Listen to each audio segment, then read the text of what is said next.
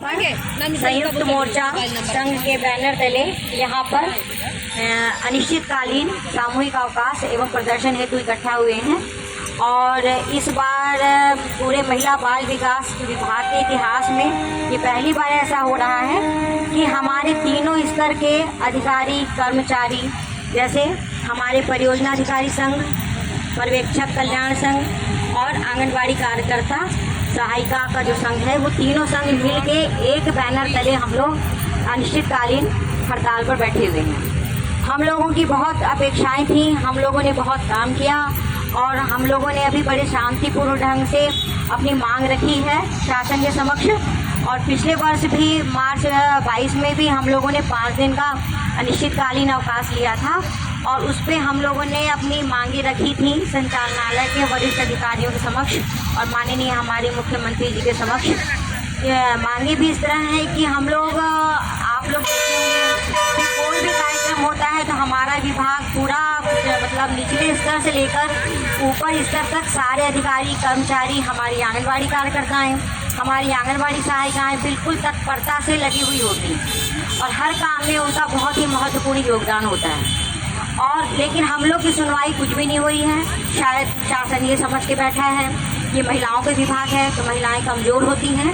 तो हमारे जो मामा जी हैं, बच्चियों के मामा जी हैं, हम लोग के भाई साहब जो हैं, हमारे सीएम सर, उनसे हमारा बहुत ही सनम्र निवेदन है कि जो हमारी मांगे हैं वो पूरी की जाएं। और मांगे विशेष रूप से जो पर्यवेक्षक संघ की मांग है, उसमें हमारी पर्यवेक्षक जो हैं 35 वर्षों से भी ज़्यादा समय से एक ही पद पर कार्य कर रहे हैं। ये कार्यपालिक पद है और पिछले 35 साल से लेकर 36 साल हो चुके हैं एक ही पद पर काम करते हुए, लेकिन उनकी आज तक एक भी पदोन्नति नहीं हुई। जबकि अगर आज उनकी नियमानुसार पदोन्नति होती तो पर्यवेक्षक जो हैं आज जिले में अधिकारी के रूप में बैठ के कार्य कर रही होती। इसके अलावा हमारा जो ग्रेड पे है और वेतन विसंगति है उसको भी दूर किया जाना चाहिए। जब शुरू में अन्य आयोग में जो हमारा वेतन था और जो ग्रेड पे था तो हमारे साथी जो लोग थे, जैसे ADIS थे, उसमें उप जेलर थे, सहायक निरीक्षक थे, उन सबका वेतन और ग्रेड पे बढ़ चुका है और हमारा जो है उनकी तुलना में बहुत कम वेतन बढ़ा है। तो एक वेतन विसंगति दूर होनी चाहिए और ग्रेड पे हम लोग का बढ़ना चाहिए। तीसरी बात है जो हमारे साथ में हमारी संविदा पर्यवेक्षक बहनें हैं, वो विगत 11 से 14 साल हो चुके हैं उनको, और वो संविदा पर्यवेक्षक के पद पर ही कार्यरत हैं। और ख़ास बात यह है कि वो हमारी संविदा पर्यवेक्षक एग्ज़ाम पास करके आई हुई है और एक बार एग्ज़ाम पास करके ही वो संविदा पर्यवेक्षक पद पर कार्यरत हैं, लेकिन उसके बाद भी उनका नियमितीकरण नहीं हुआ।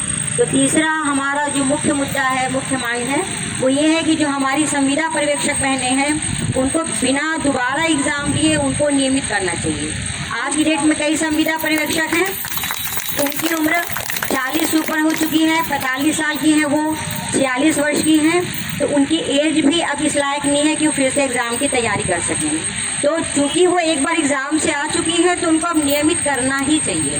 तो ये हम लोगों की डिमांड है और इसी तत्वाधान में हम लोगों 15 तारीख से अनिश्चितकालीन सामूहिक अवकाश पर हैं और हमारे भोपाल कार्यकारिणी की जो भी कार्य योजना होगी हम उसमें साथ हैं और आगे की हमारी रणनीति हमारे भोपाल कार्यकारिणी से जो हम लोग को निर्देश प्राप्त होंगे उसी के अनुसार हम लोग आयोजित की जाएगी। और हमारी जो आंगनबाड़ी कार्यकर्ता सहायिका बहनें हैं वो भी फील्ड में बहुत महत्वपूर्ण काम करती हैं, चाहे कोरोना काल हो, चाहे कोई सर्वे हो। हमारी कार्यकर्ताएं हर विभाग से कंधे में कंधे मिलाकर उन्होंने कोरोना काल में भी सर्वे किया है और हर बार साथ में खड़ी रही।